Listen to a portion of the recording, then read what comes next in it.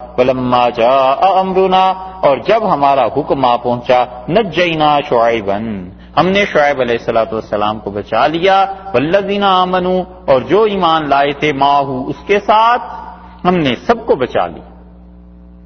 حضرت شعیب علیہ السلام کی یہ جتنی تقریر ہے، اس سب کو کبھی آپ الگ الگ جملے کر کے کافروں کا خطاب بیچ میں سے نکال کر پڑھیں تو اندازہ ہوتا ہے کہ ان کی خطابت میں کتنی قوت تھی، کتنی طاقت تھی، کتنی مؤثر باتیں تھیں۔ ایک ایک بات، ایک ایک جملہ اپنے اندر وزن رکھتا ہے کہ یہ کر رہے ہو یہ ہو جائے گا، میرا رب ایسا ہے، میرا پروردگار ایسا ہے، تمہیں ابھی پتہ چل جاتا ہے، تم انتظار کر رہے ہو، میں بھی اس کو تاک رہا ہوں۔ یہ سب چیزیں ایسی ہیں جن کی وجہ سے مفسرین کہتے ہیں کہ حضرت شعیب علیہ السلام خطیب الانبیاء تھے۔ ان کا لقب انہوں نے لکھا ہے کہ انبیاء علیہ السلام میں خطیب کے درجے کے انسان تھے، یعنی ان کی خطابت ایسی ہے، ان کا کلام ایسا ہے کہ اس کو پڑھ کے محسوس ہوتا ہے کہ اللہ نے یہ قوت ان میں رکھی تھی۔ تو حضرت شعیب علیہ السلام کو اللہ نے بچا لیا، اور اللہ تعالیٰ نے فرمایا برحمت منا، اور ہم نے ان کو بچایا اپنی رحمت کے ساتھ۔ یہ ہر جگہ آیا ہے نا، ہم نے انہیں اپنی رحمت کی وجہ ساتھ بچایا، رحمت کے ساتھ بچایا۔ یہ ہم لوگوں کو سمجھانے کے لیے کہ نیکی، اللہ کی توحید، ان کا ایمان، نبوت، یہ سب چیزیں اپنی جگہ پہ بالکل درست ہے، لیکن دیکھو ان سب چیزوں کے ساتھ اگر میری رحمت نہ ہو تو کچھ نہیں ہو سکتا۔ اسی لیے رسول اللہ صلی اللہ علیہ وسلم نے فرمایا تم میں سے کوئی شخص اپنے عمل پر تکیہ نہ کر لے، یعنی وہ اس پہ غرور میں نہ آ جائے کہ میں نے بہت بڑی نیکی کر لی ہے۔ اور آپ نے فرمایا تم میں سے کوئی ایسا نہیں ہے جو جنت میں جائے سوائے اس کے کہ خدا کی رحمت اسے سر سے پاؤں تک ڈھانپ کے جنت میں لے جائے۔ اور اسی لیے خدا نے اپنی رحمت کا بڑا حصہ قیامت کے دن کے لیے رکھا ہے، اور اتنی بڑی رحمت ہے وہ کہ اس کا اندازہ اس حدیث سے لگایا جا سکتا ہے کہ رسول اللہ صلی اللہ علیہ وسلم آیا، ترمذی کی روایت میں آتا ہے اللہ نے رحمت کو پیدا کیا، اور رحمت بولی اور اس سے کہا میرے پروردگار مجھے تو کہاں دنیا میں بھیجے گا اور لوگ مجھ سے کام نہیں لیں گے؟ تو اللہ تعالیٰ نے فرمایا رحمت جو تجھ سے کام نہیں لے گا ہم اسے جہنم میں اوندے منہ پھینکیں گے۔ اور پھر اس رحمت کو ذبح کر کے اس کے 100 ٹکڑے کیے گئے، اور رسول اللہ صلی اللہ علیہ وسلم یہ ایک ٹکڑا اللہ نے دنیا میں بھیجا تھا، یعنی حضرت آدم علیہ السلام یا اس سے بھی پہلے کوئی مخلوق تھی تو ان سے لے کے قیامت تک وہ رحمت کا ایک ہی ٹکڑا کام کر رہا ہے۔ اور فرمایا حتیٰ کہ تم دیکھتے ہو جانور اپنا پنجہ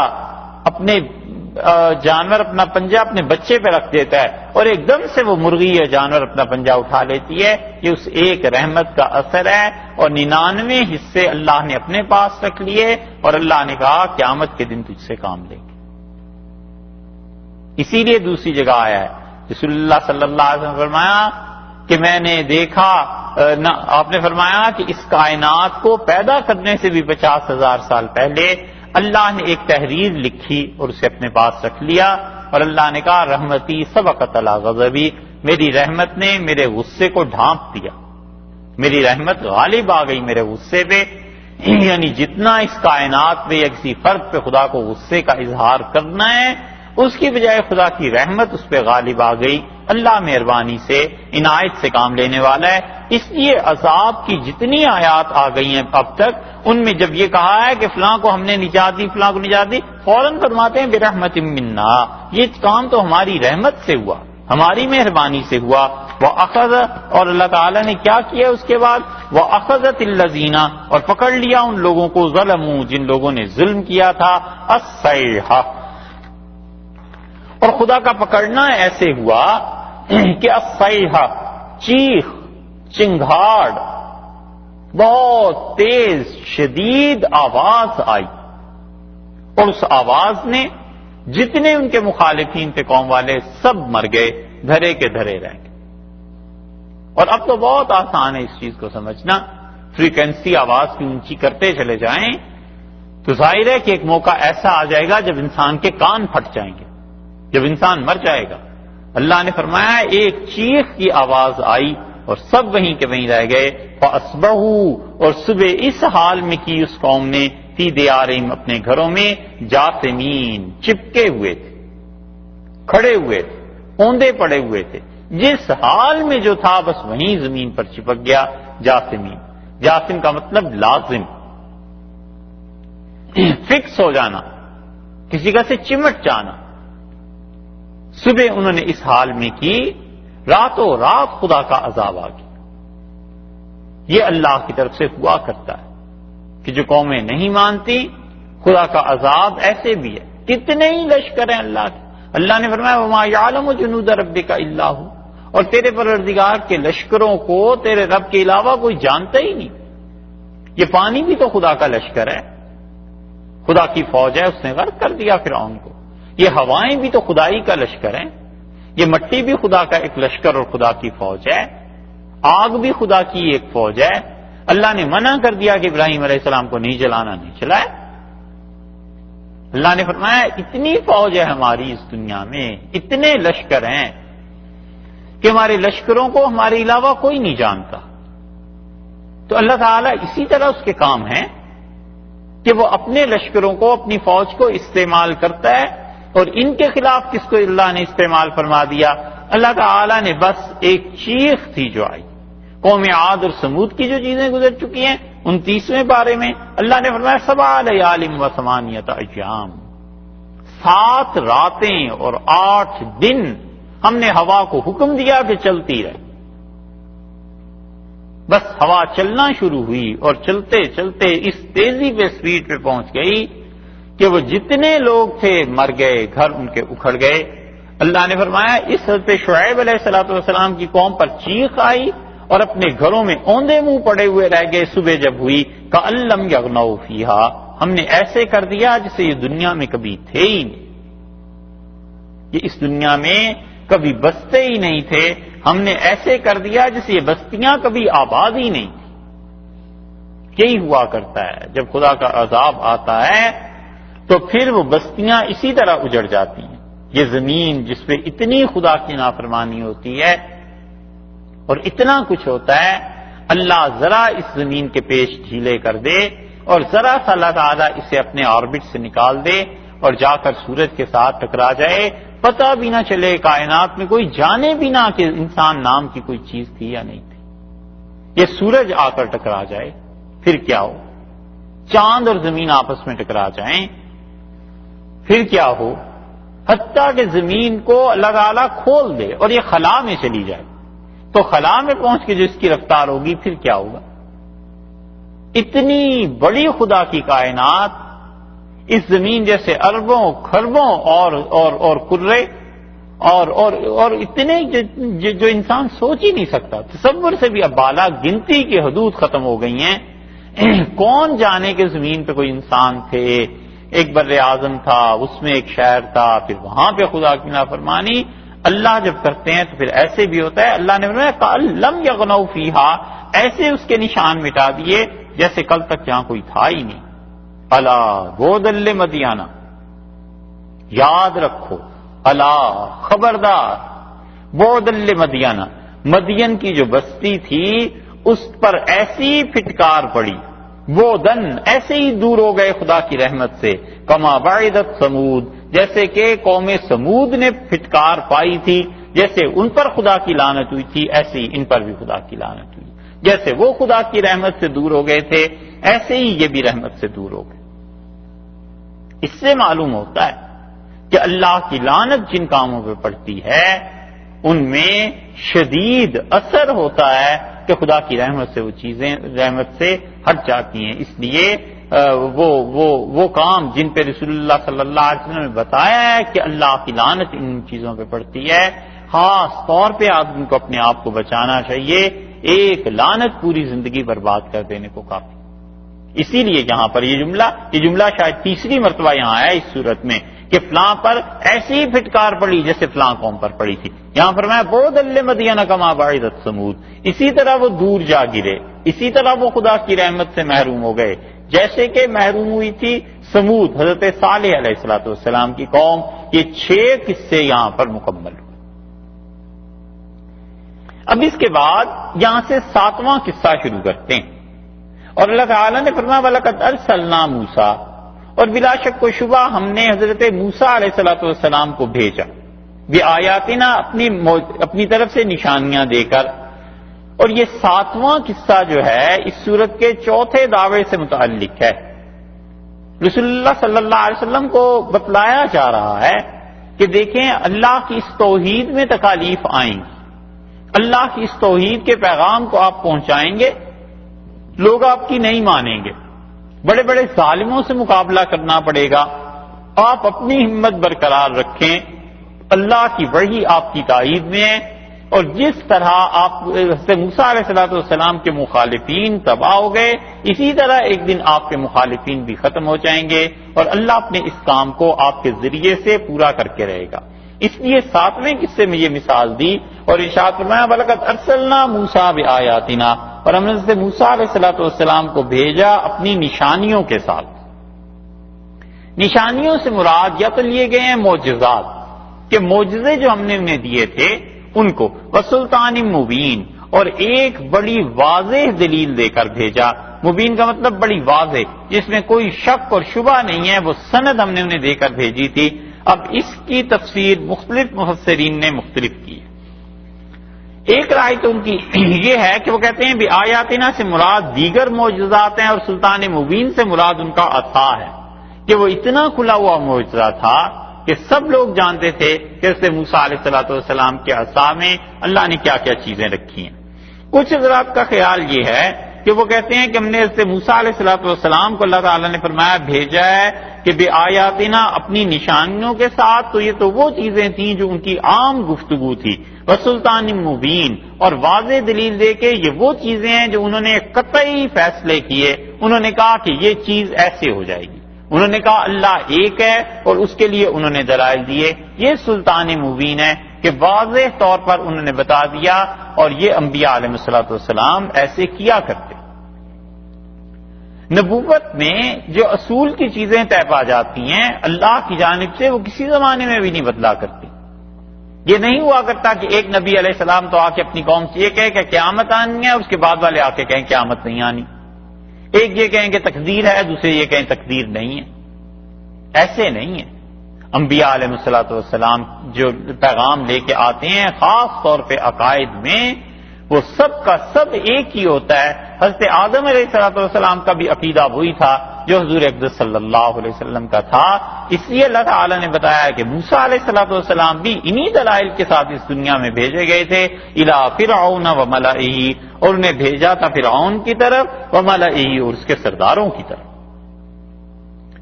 اس سے معلوم ہوا کہ اللہ تعالیٰ نے خاص طور پر صرف فرعون ہی کو نہیں، فرعون کے جو اس کے ملا سردار تھے، جو اس کے درباری تھے، ان کی طرف بھی موسیٰ علیہ السلام کو مبعوث کیا تھا تاکہ وہ صحیح راہ کو سمجھیں۔ فاتبعوا، انہوں نے پیروی کی امر فرعون کے نظام زندگی، فرعون جو کام کر رہا تھا لوگوں نے اس کی پیروی کی، اس کے کہنے کے مطابق انہوں نے زندگی گزاری۔ اور یہ بات ہے سوچنے کی کہ انسان زندگی میں کس کی پیروی کرتا ہے۔ ایک تو ہے اللہ، اس کی وحی، اور انبیاء علیہ السلام صحیح طریقہ، اس کی پیروی کرتا ہے، یا شیطان، اور شیطان اپنے حواریوں کے ذریعے اس دنیا میں جو کام کراتا ہے، اپنے چیلوں اور چانٹوں کو جس کام میں اس نے لگا رکھا ہے، انسان اس کی پیروی کرتا ہے۔ صاف صاف اسے ایک خانے میں تو آنا ہی ہے۔ اس لیے اللہ تعالیٰ نے فرمایا فاتبعوا امر فرعون، انہوں نے فرعون کی پیروی کی۔ فرعون کا جو کام تھا، اس کی زندگی کا جو نظام تھا، امر سے مراد زندگی کا اس کا نظام، جو قوانین، جو چیزیں اس نے اپنی مملکت میں رائج کی تھیں، وہ اس کے پیچھے چلے۔ وما امر فرعون برشید، اور لوگوں فرعون کی چال ذرا بھی اچھی نہیں تھی۔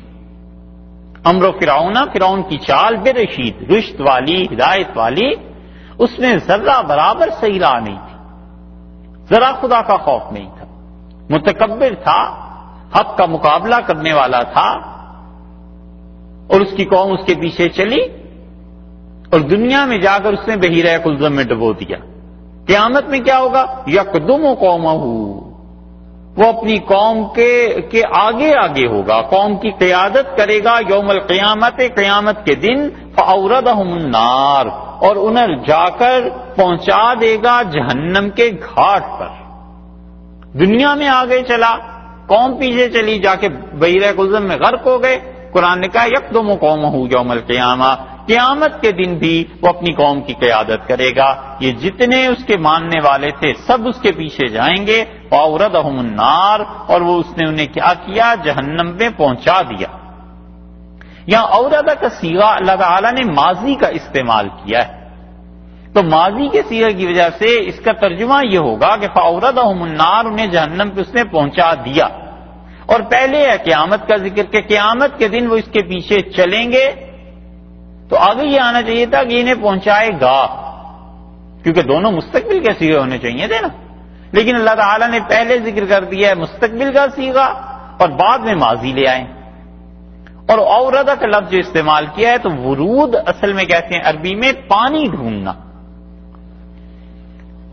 اور مورد کہتے ہیں گھاٹ کو، پانی کی جگہ کو، اور مورد جانوروں کے لیے بھی استعمال ہوتا ہے، گھاٹ ہوتا ہے نا جہاں پہ جا کے جانور پانی پیا کرتے ہیں، اور وارد کہتے ہیں اس آدمی کو، اس لڑکے کو جو قافلے سے آگے جا کر پانی لے کے آتا ہے، سکا جو ان کے لیے پانی کی تلاش کرتا ہے، جو سب سے پہلے پانی لے کے آتا ہے، وارد اس کو کہتے ہیں۔ یہ لفظ ابھی آگے بھی آئے گا۔ تو اللہ تعالی نے بتایا کہ فرعون اپنی قوم کو لے کر وارد ہوگا، اور وارد ہونا تو اصل میں ہونا چاہیے تھا پانی پہ، اور وہ آگے جائے گا جب قوم کو لے کے تو وہاں جہنم ہوگی، آگ ملے گی۔ کتنی شدید چیز ہے کہ آدمی غور کرے، خدا کا عذاب یہ آئے گا جب تو کیا ہوگا۔ اور یہ صرف ایک فرعون ہی کی حالت نہیں ہے، دنیا میں جو بھی جس کے پیچھے چلتا ہے اور جو بھی اپنے پیچھے لوگوں کو چلاتا ہے، سب کی حالت ایسے ہی ہے۔ فرعون کا بڑا جھنڈا ہوگا، کتنے ہی چھوٹے چھوٹے جھنڈے قیامت تک کے متکبر لوگوں کے اس کے پیچھے ہی چلے جائیں گے۔ انبیاء علیہ الصلوۃ والسلام، ان کے ساتھ ان کی جماعتیں چلی جائیں گی۔ تو یہ جو فرعون کا ہے معاملہ، اس کو اللہ نے پہلے تو کہا قیامت میں ایسے، اور پھر جو ماضی کا صیغہ لائے ہیں تو اس لیے کہ گویا یہ بات ہو چکی۔ فَأَوْرَدَهُمُ النَّارِ، اس نے جہنم کے گھاٹ پہ پہنچا دیا۔ وَبِئْسَ الْوِرْدُ الْمَوْرُودُ، اور کیا ہی برا ٹھکانہ ہے المورود، جہاں پر یہ پہنچے، کیا ہی بری چیز ہے جہاں لے کے پہنچا اپنی قوم۔ اسی لیے رسول اللہ صلی اللہ علیہ وسلم نے سختی سے منع کیا اس چیز کو کہ آدمی حق بات کو جانتا ہو اور بادشاہ وقت کے سامنے اس حق بات کو کہے نہیں۔ آپ نے فرمایا الا لا تمنعن رجلا، تمہیں کبھی بھی رواداری، خوف کسی حکمران کا اس جگہ پر نہ پہنچا دے کہ جس چیز کو تم حق سمجھتے ہو تم اسے کہہ نہ سکو۔ الا لا تمنعن رجلا ان یقول بحق اذا علمہ، جب تمہیں پتہ چل جائے کہ حق کیا ہے، سچائی کیا ہے، تو جو تمہارا حکمران ہے، لیڈر ہے، اسے بتاؤ کہ سچائی کیا ہے، صحیح چیز کیا۔ حضرت ابو سعید رضی اللہ عنہ نے یہ حدیث بیان کی اور روئے، اور انہوں نے کہا واللہ قد رأینا اشیاء، اللہ کی قسم ہم نے بہت سی چیزیں دیکھی پر ہم حکومت سے ڈر گئے اور سچی بات نہیں کہہ سکتے۔ بڑا حوصلہ کہ آدمی کو پتا ہو کہ یہ حاکم وقت ہے اور کچھ بھی ہو سکتا ہے میرے ساتھ، اس کے باوجود سچی بات اس کے منہ پہ کہہ دے، یہ بڑے حوصلے کی بات ہے۔ اور صحابہ کرام رضی اللہ عنہم ایسے تھے، جابر ابن عبداللہ رضی اللہ عنہما مدینہ منورہ میں باہر نکلے، نابینا ہو گئے تھے، اور انہوں نے اپنے لڑکوں کے کندھوں پہ ہاتھ رکھا، بچوں کے، اور انہوں نے کہا کوئی شور، کوئی آواز مدینہ منورہ میں سنائی نہیں دیتی، اور انہوں نے کہا لوگوں کی آوازیں آنا ختم ہو گئی ہیں، اور رسول اللہ صلی اللہ علیہ وسلم سے میں نے خود سنا تھا، آپ نے فرمایا جو اہل مدینہ کو ڈرائے اللہ قیامت میں اس جسم کے حصے کو ڈرائے گا جو اس کے سینے میں ہے، پسلیوں کے بیچ میں ہے، یعنی اس کے دل کو جہنم سے خوفزدہ کرے گا خدا۔ اور پھر وہ گئے امویوں کے دربار میں، عبد الملک کے دربار میں، اور عبد الملک کے دربار میں ان کے اپنے ایک شاگرد تھے۔ تو جب پتا چلا حضرت جابر رضی اللہ عنہ آئے ہیں تو اتنی تو عزت ان کی تھی، اس نے بلایا عبد الملک نے، اور انہوں نے کہا کہ عبد الملک یہ کیا کرتے ہو؟ مدینہ منورہ میں ایسے حالات ہو گئے اور کوئی آدمی نہیں ہے جو تم سے حق بات کہہ سکے، سچی بات کہہ سکے۔ تو حضرت جابر رضی اللہ عنہ تو نابینا تھے نا، جب ان کے حواریوں نے دیکھا اس کے عبد الملک کے کہ اس کے تیور اب بدلنے لگے ہیں بادشاہ کے، تو حضرت جابر رضی اللہ عنہ کے شاگرد اٹھے، ایک انہوں نے ہاتھ پکڑا اور باہر لے گئے، اور نے کہا حضرت آپ کو پتا نہیں ہے کہ آپ کے اس فکرے نے اس کی طبیعت پہ کیسا اثر کیا ہے اور اس کے بعد کیا کر سکتا ہے۔ جابر رضی اللہ عنہ نے کہا میں نے رسول اللہ صلی اللہ علیہ وسلم سے سنا تھا سچی بات کہنے کا، میں نے کہہ دی، اور پھر اس پہ ڈانٹا بھی، فرمایا تم تو اس کے دربار میں رہتے ہو، تم کیوں نہیں سچی بات کرتے، وہ تو تمہاری سنتا ہے۔ تو انہوں نے کہا حضرت سنتا بھی ہے اور نہیں بھی سنتا، جو ان کے اپنے کام کی ہوتی ہیں وہ سب سن لیتے ہیں، اور جو ان کے کام کی نہیں ہوتی اسے نہیں مانتے۔ یہ سنتے بھی ہیں حکمران اور نہیں بھی سنتے۔ اس لیے جو آدمی جہاں بھی قیادت ہے جب سچ بات سمجھتا ہے پھر اسے چھپا جائے رواداری میں کسی اور چیز میں نہ کرے، ایسے مناسب الفاظ میں اپنی رائے کا اظہار تو کرے۔ اللہ تعالیٰ نے کہا بہت برے گھاٹ پر جا کر فرعون نے اپنی قوم کو اتارا۔ ایک جگہ آیا فاستخف قومہ فاتعوہ، اس نے اپنی قوم کو ڈرایا فرعون نے کہ اگر یہ کرو گے یہ چیزیں ہو جائیں گی۔ فاتعوہ، لوگوں نے اس کی بات مانی۔ اللہ تعالیٰ نے ایک جگہ فرمایا کانوا قوما فاسقین، یہ بڑی فاسق بڑی نافرمان قوم تھی۔ اتنا نہیں ہوا کہ فرعون کے خلاف اٹھ کھڑے ہوتے اور بات کرتے، اسے سمجھاتے بتاتے کہ یہ چیز نہیں۔ اسی لیے یہاں پر فرماتے ہیں بئس الورد المورود، اور کتنی برا ٹھکانہ تھا جہاں اپنی قوم کو لے گیا، یعنی پیاس بجھانے کے لیے پانی کی جگہ پر لے کے جانا چاہیے تھا، یہ انہیں جہنم میں لے گیا آگ کے ٹھکانے پہ۔ وَأُتْبِعُوا، اور اس کے ساتھ ساتھ پھر یہ ہوا کہ پیچھے سے ملی فی ہذہ، اس دنیا میں لعنتن، فرعون کو لعنت، اس کے پیچھے جو نسلیں آئیں وہ اس پہ لعنت ہی بھیجتی رہی۔ اب تک قرآن نے یہ چیز طے کر دی نا، اللہ نے قرآن میں جب تک قرآن پڑھا جاتا رہے گا فرعون پہ لعنت پڑتی رہے گی۔ وہ اتبعوا فی ہذہ لعنتم ویوم القیامہ، اور قیامت کے دن بھی اس پہ لعنت پڑیں گی، لعنتیں پڑیں گی قیامت کے دن اس طرح پڑیں گی جہاں تو دنیا میں پڑھ رہی ہیں، قیامت کے دن یہ ہوگا کہ جب یہ چل رہا ہوگا اس کے جو پیچھے لوگ ہوں گے انہیں پتا ہوگا کہ ہمیں جہنم میں لے کے جا رہا ہے، اس دن بھی لعنت بھیجیں گے اپنے بڑوں پر کہ یہ کیا کر رہا ہے۔ اور یہ صرف فرعون ہی کا حال نہیں ہے، قرآن نے ایک جگہ بتایا ہے کہ جب جہنم میں پہنچیں گے تو لوگ آپس میں بھی ایک دوسرے کو لعنتیں بھیجیں گے، اور چھوٹے اپنے بڑوں سے کہیں گے کہ تم تھے، تمہاری وجہ سے ہم دنیا میں شرک کرتے رہے اور تمہاری وجہ سے آج یہ جہنم میں آ گئے، اور وہ تمہیں خدا دگنا عذاب دے، اور وہ آگے سے کہیں گے ہم سب دگنے عذاب میں ہیں لیکن کچھ پتا نہیں چلتا۔ مطلب ہم نے تمہیں گمراہ کیا تو تم نے بھی تو کچھ کو گمراہ کیا ہے نا۔ ہر ایک کو اپنی گمراہی کا بھی عذاب ہو رہا ہے، دوسرے کو گمراہ کرنے کا بھی عذاب ہو رہا ہے، یہ سب کچھ ہے۔ اسی لیے اللہ نے فرمایا قیامت کے دن حشر والے محشر والے اس پہ لعنت بھیجیں گے پیچھے سے، اور اس دنیا میں بھی اس پہ لعنتیں پڑیں گی۔ اس سے آدمی سبق سیکھے تو یہ دنیا امتحان کی جگہ ہے۔ یہ قیادتیں، یہ بڑے بڑے عہدے اور لوگوں کی قیادت کرنا یہ کوئی آسان کام نہیں، بچوں کے کھیل نہیں ہیں۔ ذرا سی رائے اپنے نفس سے شامل ہو جائے، ذرا سے خدا کے حکم کے خلاف ورزی ہو جائے، جب تک اس گناہ پہ قوم عمل کرتی رہے گی ایک کھاتا اس کا بھی چلتا رہے گا، چاہے وہ انسان مر گیا اور کہیں پہنچ گیا مگر اسے بھی اس گناہ میں حصہ ملتا رہے گا، اس لیے کہ فیصلے غلط کر کے گیا تھا۔ وَيَوْمَ الْقِيَامَةِ، قیامت کے دن بھی بئس الرفد المرفود، اور کتنا ہی برا انعام ہے جو اس فرعون کو ملا اس دن۔ رفق کے معنی ہیں عطا کے.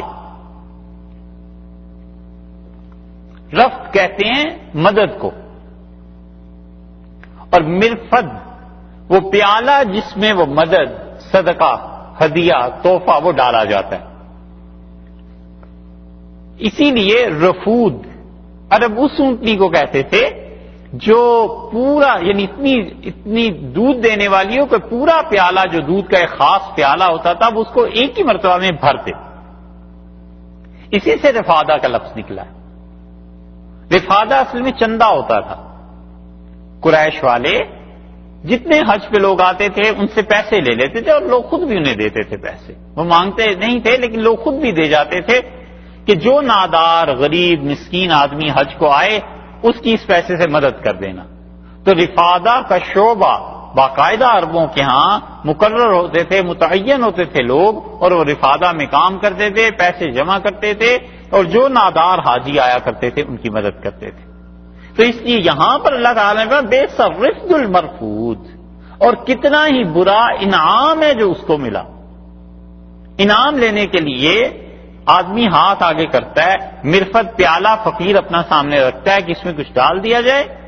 تو قیامت کے دن جو جزا ملنی تھی، انعام ملنا تھا، اتنی بڑی سلطنت اور بادشاہی اگر خدا کے کام میں لاتا، اچھے کام کرتا، قیامت میں انعام ملتا.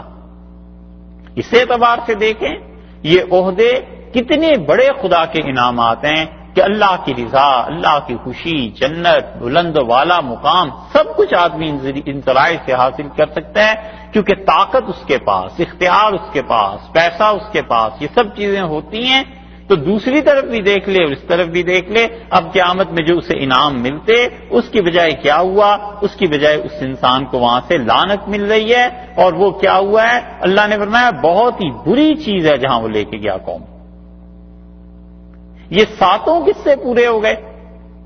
ذالک، یہ ہیں وہ قصے، من انباء القری، یہ ہیں بستیوں کی خبریں، یہ ہیں ان شہروں کے حالات.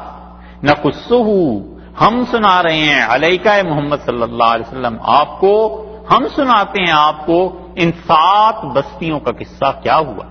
حضرت نوح علیہ السلام کی بستی میں کیا ہوا، حضرت ہود، حضرت صالح اور حضرت ابراہیم، حضرت لوط، حضرت شعیب اور حضرت موسیٰ علیہ السلام، یہ 7 بستیوں میں کیا کیا قصے ہوئے، کیسے اللہ کی نافرمانیاں ہوئی. ذالک من انباء القری نقصہ علیک، ہم آپ کو سناتے ہیں، ہم آپ کو بتاتے ہیں تاکہ انہیں سن کر آپ اطمینان میں رہیے کہ نبوت کبھی ناکام نہیں ہوئی.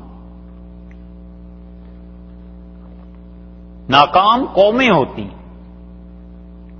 اس لیے یہ جو لکھتے ہیں نا کہ فلاں جگہ پہ فلاں نبی ناکام ہو گئے تھے، ہمیں بڑی حیرت ہوتی ہے یہ جملے پڑھ کے. وجہ اس کی ہے کہ ناکام تو قوم ہوئی گئی. نبوت کی ذمہ داری یہی تھی کہ اپنا پیغام پہنچا دیں. اس سے کیا بحث ہے کوئی مانا یا نہیں مانا، پیغام پہنچ گیا، بس ان کی ذمہ داری پوری ہو گئی. اللہ کی خوشی تھی، اللہ نے انہیں اپنے پاس بلا لیا، وہ اپنا کام پورا کر گئے. ناکام تو وہ ہوئے جنہوں نے مانا نہیں. یہ ایسے ہی ہے جیسے ڈاکٹر کسی بستی میں چلا جائے، وبا پھیل گئی، وہ ہر ایک سے کہتا ہے اپنا علاج کراؤ، یہ انجیکشن ہے، یہ ٹیبلٹس ہیں، یہ چیزیں کھاؤ، اور بستی والے یہ کہیں کہ نا ہم نے تو علاج کرانا ہی نہیں. تو مرے گا کون؟ مرے تو بستی والے مرے نا. ڈاکٹر کا کیا ہے؟ اس نے تو اپنی طرف سے جو ڈیوٹی تھی، جو فرض تھا، پورا کیا. انبیاء علیہ السلام کبھی ناکام نہیں ہوا کرتے. ناکام تو قومیں ہوا کرتی ہیں جو ان کی باتیں نہیں مانتی. اس لیے اللہ تعالی نے فرمایا ہے کہ دیکھیے یہ ان بستیوں کے قصے ہیں، سارے قصے ہم نے آپ کو 7 بستیوں کے سنائے ہیں. منہا، ان بستیوں میں سے، یہ ہا کی ضمیر لوٹ رہی ہے بستیوں کی طرف. قائم، دونوں طرح کی بستیاں ہو گئی. ان 3 لفظوں میں کہ منہا قائم و حسید، ان 4 الفاظ میں دیکھیں خدا نے کیسی حقیقت بیان کی. کتنے تھوڑے لفظ ہیں، کتنی بڑی بات ارشاد فرمائی ہے. یہ ہے قرآن، واقعی اللہ کا کلام ہے، اسے کوئی انسان بنا کہاں سکتا تھا. منہا، ان بستیوں میں سے، قائم، ایک تو وہ بستی ہیں جو اب تک قائم ہیں. بستی قائم ہے اور بستی والے مٹ گئے. شہر قائم ہے اور شہروں والے مٹ گئے. فرعون جیسے مصر میں تھا، مصر قائم ہے اور وہاں جو لوگ تھے وہ مٹا دیے گئے، ختم ہو گئے. کچھ بستیاں ایسی ہیں جو قائم ہیں مگر ان کی آبادیاں ختم ہو گئیں. وہ حسید. اور کچھ بستیاں ایسی ہیں جنہیں فصل کی طرح کاٹ کر پھینک دیا گیا. حسید اصل میں آتا ہے فصل کو کاٹنے کے لیے، تو کچھ بستیاں ایسی ہیں جنہیں مٹا ہی دیا گیا، جیسے لوط علیہ السلام کی بستی کہ اس زمین کو اٹھوایا اللہ نے فرشتوں کے ذریعے اور اسے دے مارا، زمین کو واپس پلٹائی اور نیچے سے پانی نکل آیا اور بستی ختم ہو گئی. دونوں حقائق 4 لفظوں میں بیان کر دیے کہ ہمارا عذاب پھر ایسے ہی ہوتا ہے، کبھی زمین رہتی ہے اور باشندے نہیں رہتے، اور کبھی باشندے رہتے ہیں تو زمین نہیں رہتی. ایسے ہی کر دیتے ہیں ہم. ہمارا عذاب ایسے آیا ہے ان بستیوں پہ، جیسے چاہے مٹا دے، جیسے چاہے اپنا عذاب نافذ کر دے. کون ہے اس کو پوچھنے والا؟ سارے طریقے اس کے قبضے میں. وما ظلمناہم، اور ہم نے بالکل ان پر ظلم نہیں کیا، ولیکن، اور لیکن ظلموا انفسہم، ان لوگوں نے اپنی جانوں پر خود ظلم کیا تھا. ہم نے انبیاء علیہ السلام بھیجے، نبوت کا پیغام مسلسل آتا رہا، ساری چیزیں ان کے سامنے آتی رہیں، لیکن اس کے باوجود یہ جو لوگ نہیں مانے تو یہ ہمارا ظلم تو نہیں تھا، ظلم تو انہوں نے خود اپنی جان پر کیا ہے. اس لیے اللہ کے ہاں ہمیشہ 2 ہی چیزیں ہیں، یا اس کی رحمت ہے یا اس کا عدل ہے، اور انسانوں کے ہاں تیسری چیز آ کے شامل ہو جاتی ہے اور وہ ہے ظلم، کہ انسان آپس کے معاملات میں ظلم کا رویہ اپناتا ہے. اور پھر اللہ تعالی نے فرمایا فما اغنت عنہم، اور یہ جو ظلم تھا اس کے بعد اس کے ساتھ ساتھ فما اغنت عنہم، ان سے کچھ بھی کام نہ آئے. کون؟ آلہتہم، ان کے خدا، اللاتی، جن کو یدعون، یہ پکارتے تھے، من دون اللہ، اللہ کو چھوڑ کے جن کو یہ پکارتے تھے نا، کوئی خدا ان کے کام نہیں آیا. من شیئن، ان کے ٹھاکر، ان کے بت، ان کے معبود، کسی چیز میں کوئی کام نہیں آئے، ذرہ برابر خدا کے عذاب کو نہیں روک سکے. تو ظلم تو یہ کر رہے تھے، شرک میرے ساتھ کر رہے تھے. ان کا خیال تھا کہ ہمارا عذاب آئے گا تو ان کے معبود اور ٹھاکر انہیں بچا لیں گے. کوئی نہیں انہیں بچا سکا جن کو اللہ کے علاوہ پکارتے تھے. اور یہ اس صورت کا وہ دعویٰ ہے پہلا کہ اللہ کے علاوہ کسی کو مت پکارو، اللہ کے علاوہ کسی کو نفع و نقصان کا مالک نہ سمجھو. ہر مصیبت، ہر تکلیف، ہر پریشانی میں بس اللہ ہی کو پکارو. لما جاء امر ربک، یہ اپنے معبود ان کے کب کام نہیں آئے؟ جب تیرے پروردگار کا حکم آ گیا، یعنی جب اللہ کا عذاب آ گیا پھر کوئی بھی کام نہیں آیا. وما زادوہم، اور انہوں نے نہیں اضافہ کیا غیر تتبیب، ان کے حق میں غیر تتبیب، سوائے اس کے کہ تتبیب، ہلاک ہوئے. تبت یدا ابی لہب و تب، ٹوٹ گئے ابو لہب کے ہاتھ، و تب، اور برباد ہوا. یہ ہے وہ تتبیب. ان کی عبادت جو تھی وہ بجائے اس کے کہ ان کے خدا انہیں بچاتے، ان ظالموں کو کوئی حصہ نہیں ملا اس سے سوائے اس کے کہ تباہی اور بڑھ گئی. ان کی عبادت کرتے رہے، اللہ کو اور غصہ اس پہ آیا. شرک کرتے رہے، اللہ تعالیٰ کے عذاب کو دعوت دیتے رہے، اپنی جانوں پہ ظلم کرتے رہے. اور پھر اللہ نے قانون کی بات بتا دی، فرمایا وَكَذَلِكَ أَخْذُ رَبِّكَ، اور تیرا پروردگار اس کی پکڑ ایسی ہی ہے. اذا اخذ القرى، جب وہ بستی والوں کو پکڑتا ہے، وہی ظالمۃ، جبکہ بستیاں اپنے آپ پر ظلم کر رہی ہوتی ہیں. اخذ القرى جو فرمایا ہے کہ بستی کو پکڑتا ہے تو اس کا مطلب ہے کہ بستی والوں کو، وگرنہ مطلقاً زمین کا تو کوئی معنی نہیں نا کہ فلاں شہر کو خدا نے پکڑ لیا، تو اس کا مطلب ہے شہر والوں کو. اللہ کی عادت یہی ہے کہ وہ اسی طرح اپنا عذاب بھیجا کرتا ہے ان بستیوں پر جو بستیوں والے ظالمتن جب اپنی جانوں پر خود ظلم کر رہے ہوتے ہیں تو خدا کا عذاب پھر اسی طرح آتا ہے. انا اخذہ علیم شدید، لوگوں اللہ کا عذاب بڑا علم والا ہے، اللہ کا عذاب بڑا دکھ دینے والا ہے. اور شدید بڑا زور ہے، طاقت ہے اس عذاب میں، لوگوں کو تکلیف پہنچتی ہے پھر جب وہ خدا کے حکموں کو توڑتے ہیں اور بستیاں جب تباہ کی جاتی ہیں، بستیاں اجڑ جاتی ہیں، ملک اجڑ جاتے ہیں، قومیں مٹا دی جاتی ہیں. یہ سب چیزیں ہو جاتی ہیں جب لوگ اللہ کی قائم کردہ حدود کو توڑتے ہیں. جن معاشروں میں انصاف قائم نہیں رہتا، جن معاشروں میں عدل نہیں ہوتا، جن معاشروں میں خدا کے انعامات کی ناقدری ہوتی ہے، وہاں پر یہ خدا کا عذاب آیا کرتا.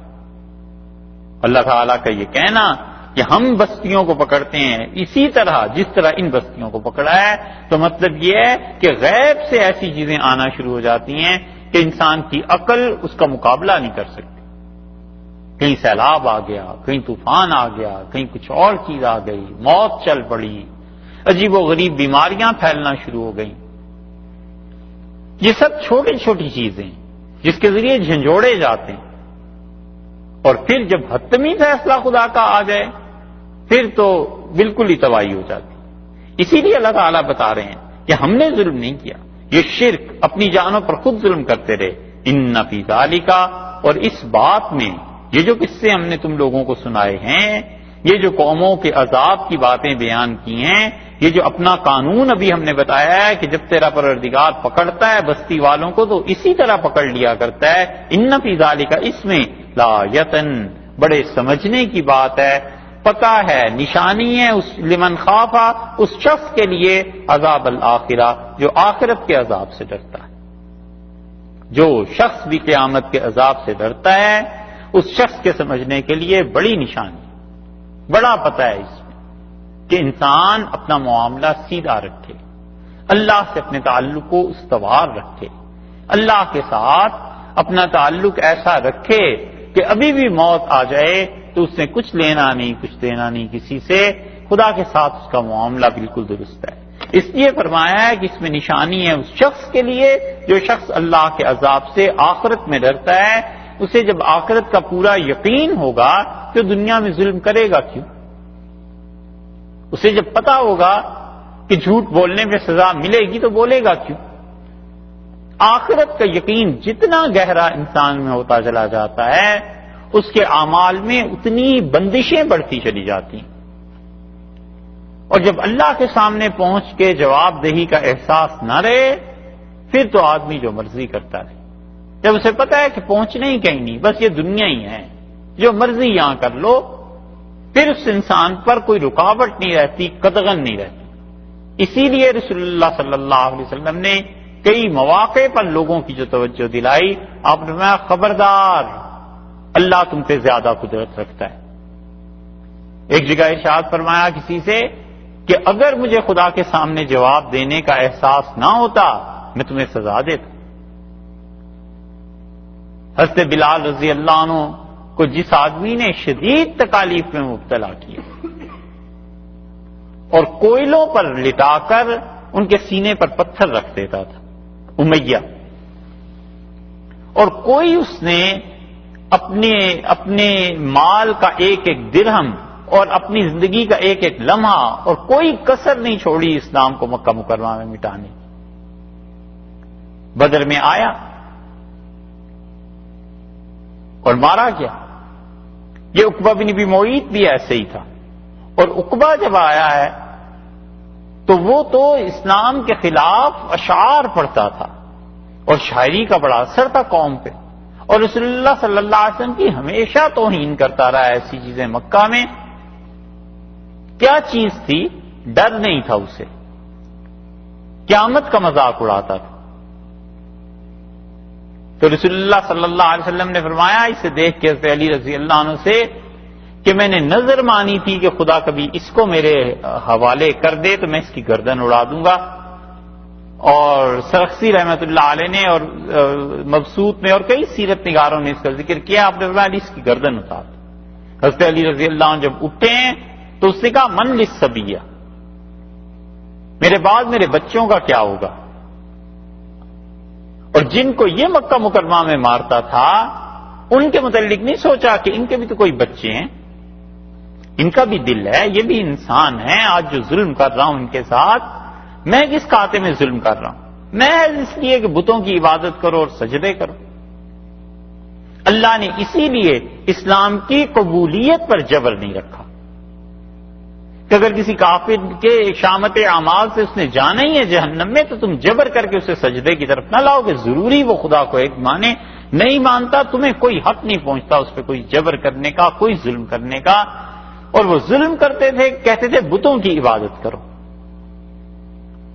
تو اس نے کہا من للصبیہ، میرے بچوں کا کیا ہوگا؟ رسول اللہ صلی اللہ علیہ وسلم نار، جہنم میں گئے، جہنم کی آگ۔ یا تو یہ فرمایا کہ تمہیں جہنم میں بھیج رہے ہیں، تم تو جاؤ جہنم میں، بچوں کا جو ہوگا سو ہوگا۔ اور یا رسول اللہ صلی اللہ علیہ وسلم کا مقصد یہ تھا کہ جہنم میں گئے یعنی چھوڑو ان کی فکر کو، اب تمہارا ٹھکانہ تو سامنے آئے نہ ذرا۔ تو جو لوگ دنیا میں ظلم کرتے ہیں اور وہ سمجھتے ہیں کہ خدا کی گرفت تو بس وہ خیال ہی نہیں آتا، اللہ نے کہا تیرا پروردگار جب پکڑتا ہے ان ظالموں کو تو ایسے ہی پکڑتا ہے ان بستیوں کو، اور میرے رب کی پکڑ اخذہ علیم شدید، اس کی پکڑ بڑی سخت ہوتی۔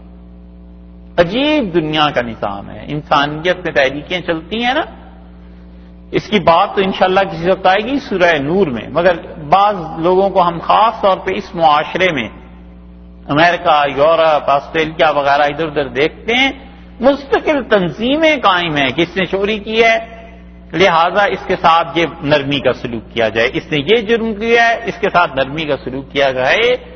وہ تنظیمیں ہم کئی بار پوچھتے ہیں کہ بھائی یہ ساری تنظیمیں جو قائم کر رہے ہو تو تمہیں اس سے ہمدردی ہے، مجرم سے، مظلوم سے کیوں نہیں؟ جس کا گھر لٹ گیا ہے، جس بیچارے کے لیے مصیبت بن گئی ہے، جس ماں کا بچہ اغوا کر لیا ہے کہ 1 ملین ہمیں دو، اب وہ ماں کدھر جائے، 1 ملین کہاں سے اکٹھا کرے؟ تو دلچسپی ساری مجرم سے ہے کہ اس کو کچھ نہ ہو، اور باقی جو مظلوم ہوئے ہیں اس کے مقابلے میں وہ۔ اس لیے لوگ کہتے ہیں اللہ کا عذاب یہ چیزیں، تو یہ جو انہوں نے دنیا میں عذاب مچا رکھا تھا وہ کیا تھا؟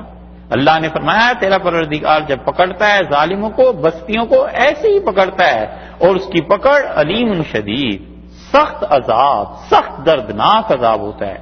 ان فی ذلک لآیۃ لمن خاف عذاب الآخرہ۔ اور لوگوں اس میں بڑی پتے کی بات ہے، بڑی سمجھنے کی بات ہے، جو آدمی آخرت کے عذاب سے ڈرتا ہے، ذالک یوم، اور وہ ایسا دن ہے مجموع لہ الناس، جس میں سارے انسانوں کو جمع کر دیا جائے گا، سب لوگ جمع ہو جائیں گے، کیا اچھے کیا برے، کیا انبیاء علیہ السلام، کیا ان کے نہ ماننے والے، کافر مومن، سب ایک جگہ جمع ہو جائیں گے۔ وذالک یوم مشہود، اور لوگوں ایسا دن ہے جس دن کیا ہوگا؟ دیکھنے کا دن، دیکھنے کا دن ہے وہ۔ یا تو اس لیے کہا کہ آدمی کبھی کبھی ہم لوگ بھی اپنی زبان میں کہتے ہیں کہ جناب وہ جگہ تو دیکھنے کی ہے، وہ ایسا تماشا تھا، دیکھنے کا تھا۔ کبھی آدمی کہتا ہے توبہ کرو، وہ تو ایسے مرا ہے، دیکھنے کی چیز تھی، عبرت کی چیز تھی۔ یا تو اس لیے فرمایا ہے کہ دیکھنے کا دن ہے، اور یا اس لیے فرمایا ہے کہ مشہود یعنی شہادتوں کا دن ہے، گواہیوں کا دن۔ انبیاء علیہ السلام اپنی امتوں پر گواہی دیں گے، زمین گواہی دے گی، جس انسان نے جو اچھا برا کیا ہے اس پہ گواہ آ جائیں گے، انسان کے اپنے جسم کے اعضاء گواہی دیں گے۔ فرمایا یوم مشہود، اور ایسا دن ہے جس دن گواہیاں پڑیں گی، ایسے ہی نہیں ہے کہ ہم اٹھا کر کسی کو جہنم میں پھینک دیں، کسی کو جنت میں لے جائیں، باقاعدہ نظام ہے، اور وہ نظام یہ کہ گواہیوں کے بعد فیصلے کیے جائیں گے تاکہ کوئی یہ نہ کہے کہ قیامت میں ہمارے ساتھ ظلم ہو گیا۔ وما نؤخرہ، اور ہم ہرگز اسے ٹالتے نہیں ہیں، ہم قیامت کو ان چیزوں کو پیچھے لے جانے والے نہیں ہیں، الا لاجل معدود، ہاں مگر الا لاجل معدود، وعدہ ہے جس کو گننا ہے۔ ہم ہرگز ایسے نہیں ہیں جو قیامت میں دیر کریں، یا یہ کہ انصاف میں دیر کریں لوگوں، الا لاجل، مگر وہ مہلت ہے، ایک مدت ہے معدود جس میں عدد کا اعتبار یعنی گننا ہے، اتنے 1000 سال، اتنے 100 سال، اتنے برس باقی ہیں، اللہ نے بتا دیا، یعنی ہم جانتے ہیں وہ مدت کتنی ہے، اور جتنی بھی ہے چاہے وہ 1 کروڑ برس ہی کیوں نہ ہو، آخرت کے مقابلے میں تو وہ مدت کچھ نہیں نا۔ وہ تو ہمیشہ ہمیشہ کی زندگی، تو اس کے مقابلے میں تو کچھ نہیں ہے یہ، وہ تو ہم گن رہے ہیں۔ اور جس دن گواہیاں پڑیں گی، جس دن سب لوگ جمع ہوں گے، اور جس دن ہر آدمی کو عذاب، سزا، جزا، جنت، جہنم، فیصلے سنائے جائیں گے، وہ دن کوئی چھوٹا سا ہے؟ یوم یاتی، جس دن وہ آئے، جب وہ آئے گا، دن وہ آئے گا، لا تکلم نفس، کوئی آدمی نہیں بول سکے گا الا باذنہ، مگر اللہ کی اجازت ہی ہوگی بولنے کی، اللہ کا حکم ہوگا تو زبان کھول سکے گا، زبان نہیں ہل سکے گی۔ وہ بچوں کا کھیل نہیں، اللہ اجازت نہیں دے گا تو زبان نہیں ہل سکے گی، اس دن کوئی بول نہیں سکے گا، اللہ ہی اجازت دے گا تو شفاعتیں ہوں گی، اور اللہ ہی اجازت دے گا تو کوئی کسی کے بارے میں کچھ کہہ سکے گا۔ مکمل طور پر عیسائیوں کے اس نظریے کا رد آ گیا کہ جو کچھ مرضی کرتے رہو دنیا میں، سیدنا مسیح علیہ الصلوۃ والسلام قیامت میں بچا لیں گے، ایسی سفارش ہو جائے گی۔ اور ان جاہل صوفیوں کا بھی جو کہتے ہیں حضرت نے فرما دیا تھا کہ تمہارے بغیر تو جنت میں جائیں گے ہی نہیں، بس اس کے بعد وہ زندگی میں جو مرضی کرتا رہے، نماز نہ پڑھے، روزے نہ رکھے، چرس پیتا رہے، لوگوں کے پیسے ظلم سے ہدیے اور نذرانے کے عنوان سے وصول کرتا رہے، جو بھی بدماشیاں، جو بھی نشے ہیں سارے وہ کرتا رہے خانقاہ پہ بیٹھ کے، بس حضرت نے کہہ دیا تھا کہ جنت تمہارے بغیر داخل ہی نہیں ہوں گے۔ سبحان اللہ۔ رسول اللہ صلی اللہ علیہ وسلم سے حضرت کعب رضی اللہ عنہ نے عرض کیا، تہجد کی نماز آپ نے پڑھی، اور رسول اللہ صلی اللہ علیہ وسلم نے تہجد کے وقت جب اٹھے تو انہوں نے پانی، مسواک، سب چیزیں رکھی ہوئی تھیں، آپ بڑے خوش ہوئے ان کی خدمت سے، اور آپ نے فرمایا تم کچھ مانگو۔ انہوں نے عرض کیا اللہ کے رسول جنت میں اپنے ساتھ لے جائیں، تو رسول اللہ صلی اللہ علیہ وسلم عنی علی کثرت السجود، یہ ٹھیک ہے جنت میں میرے ساتھ چلے جاؤ گے، مگر میری مدد کرنا، اور وہ یہ کہ کثرت سے سجدے، خدا کو بہت سجدے کرو۔ بس پھر کعب رضی اللہ عنہ ہر وقت نماز پڑھتے رہتے تھے، کہتے تھے رسول اللہ صلی اللہ علیہ وسلم نے مجھ سے یہ کہا تھا کہ میری مدد کرنا سجدوں کے ذریعے، یعنی کثرت سے نماز پڑھتے رہنا، قیامت میں عرض کروں کہ اللہ اتنا نمازی آدمی ہمارے ساتھ بھیج دے، یہ چیز ہے۔ اور رسول اللہ صلی اللہ علیہ وسلم نے جس سے کہا ہے انس رضی اللہ عنہ سے کہ جنت میں میں تمہیں ساتھ لے جاؤں گا، وہ تو مقام تھا، وہی تھی، ختم نبوت تھی، رسالت تھی، کوئی چھوٹی سی چیزیں تھی۔ اور فرض کر لیں صوفیہ میں کسی نے کسی کو کہہ بھی دیا ہے تو کیا وہ قطعی فیصلہ ہو گیا کہ اللہ کے معاملے میں انسان کہنے لگے کہ جی بس ٹھیک ہے میں جو مرضی کرتا رہوں اب تو چلے ہی جانا ہے؟ ایسے نہیں، اللہ نے فرمایا یوم یات لا تکلم نفس الا باذنہ، کسی آدمی کو مجال نہیں ہوگی خدا کے سامنے بولنے کی جب تک کہ اللہ کا حکم نہ ہو۔ فمنہم، سو ان لوگوں میں شقی و سعید، دو طرح کے لوگ ہوں گے، ایک وہ ہوں گے جو بدبخت ہوں گے، وسعید، اور کچھ لوگ وہ ہوں گے جو نیک ہوں گے۔ دونوں طرح کے لوگ ہیں، ان میں شقی بھی ہیں، بدبخت ہیں، اور ان میں سعید بھی ہیں، خوش قسمت ہیں، نیک بخت ہیں، اللہ کے ساتھ جن کا تعلق ہے۔ یہ دونوں طرح کے لوگ وہاں پائے جائیں گے، اور جو اچھے ہوں گے ان کو اچھائی ملے گی، اور جو برے ہیں وہ اپنی برائی اور اس انجام کو دیکھیں گے۔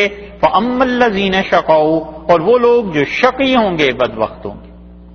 یہ شقاوت اور سعادت اتنی بڑی چیز ہے کہ حضرت عمر رضی اللہ عنہ حج پر آئے اپنی خلافت کے دور میں، اور حجر اسود پر کھڑے ہو کے روتے رہے، اور ان کے دوست کہتے تھے ہم نے ان کی دعا سنی، تو انہوں نے کہا اللہ اگر عمر کے مقدر میں اس کی پیدائش سے بھی پہلے یہ چیز طے ہو گئی تھی کہ وہ شقی ہے، تو اس مقام پہ دعا مانگتا ہوں کہ مجھے سعید کر دے، مجھے نیک وقت کر دے، میری تقدیر بدل دے۔ ایسے ایسے ڈرتے تھے، ایسے کانپتے تھے یہ اللہ کے بندے، اس لیے کہ اللہ کی معرفت نصیب تھی نا، پتا تھا اللہ کی ذات کتنی بے نیاز ہے، اللہ تعالی کی ذات کتنی مہربان ہے۔ سو موت تک آدمی بس چوکنا رہے کہ پتہ نہیں اونٹ کس کروٹ جا بیٹھے. فمنہم شقی و سعید. اللہ نے فرمایا کچھ بدبخت اور کچھ نیک بخت. رسول اللہ صلی اللہ علیہ وسلم ترمذی کی روایت میں آتا ہے 2 کتابیں لے کے آئے اور آپ نے فرمایا یہ وہ کتاب ہے جس میں سب انسانوں کے اور ان کے باپ کے دادا کے اس کا کنبہ قبیلہ سب تفصیلات لکھی ہوئی ہیں، یہ جہنم میں جائیں گے. اور آپ نے فرمایا یہ ہے وہ دوسری کتاب اور اس میں سب آدمیوں کے نام اللہ نے لکھے ہوئے ہیں، مرد و عورت جو جنت میں جائیں گے، ان کے باپ دادا بھی اور ان کے قصبے کی ساری چیزیں، ان کی ڈیٹیلز لکھی ہوئی. اور پھر رسول اللہ صلی اللہ علیہ وسلم نے فرمایا اللہ اسے لکھ کے فارغ ہو گیا ہے، تم عمل کرتے رہو اور اپنے اعمال پر توجہ دینا. اور بس قلم سیاہی خشک ہو گئی اور قلم نے لکھ دیا ہے جو آخری فیصلہ ہے. اور یہ کہہ کے رسول اللہ صلی اللہ علیہ وسلم کتابیں ایک طرف کو رکھ دیں. محدثین کہتے ہیں کہ یہ کتابیں فرشتے لائے تھے رسول اللہ صلی اللہ علیہ وسلم کے پاس دکھانے کے لیے کہ یہ فہرستیں. اب اس میں کتنے لاکھوں کے نام تھے، کروڑوں کے نام تھے، اب تو یہ بہت آسانی سے سمجھ میں آتا ہے. پرانے زمانے کے محدثین تو بحث کرتے تھے نا کہ اس کے صفحے کتنے ہوں گے، کتنی بڑی کتاب ہوگی. اب تو سی ڈی آ گئی. ہاں ابھی تو آگے آگے دیکھو، پتہ نہیں زمانے میں کتنی ترقیاں ہوں گی اور کیا کیا چیزیں ہوں گی. حکم فرمایا تم عمل کرتے رہو، بس اپنے کام سے کام رکھو. اس سے بحث نہیں ہے کہ اللہ نے کیا لکھا ہے کیا نہیں لکھا، ہم میں سے کون جانتا ہے. اپنا کام آدمی کرتا رہے اور اللہ کی تقدیر یہ چیزیں غالب آ جاتی ہیں اور خدا مہربانی کرتا ہے اور انسان اللہ کے اچھے بندوں میں سے ہو جاتا ہے. فَأَمَّا الَّذِينَ شَقُوا، بس وہ لوگ جو بدبخت ہوں گے فَفِي النَّارِ، وہ جہنم میں جائیں گے. یہ آیت جو ہے نا جی 106 نمبر، پھر 107 اور 108، یہ تینوں بہت مشکل آیات. تو تھوڑی دیر ٹھہر جائیں پھر بات